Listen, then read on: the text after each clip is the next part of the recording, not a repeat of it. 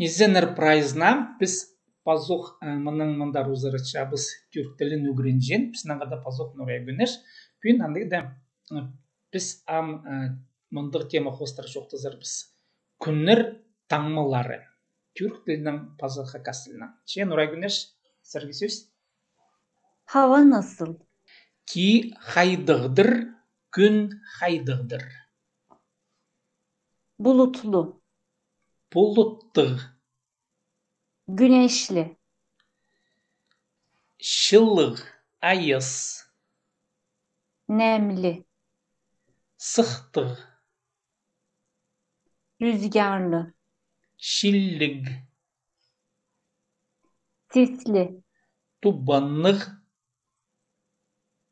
yağmurlu, nangmırlık, soğuk, soğuk, sıcak, izig. Şepesam anadar şoğ tağılarının közdimlerini görür bizler. Türk dilinin pazı hakasından. hava nasıl? Ki haydığıdır, gün haydığıdır. Hava bulutlu, Buluttuk gün. sabah hava açık. İrtengi ayız tuz. Bugün hava sıcak. Bugün izig gün. Sıcaklık kaç derece? Temperaturası nince gradus.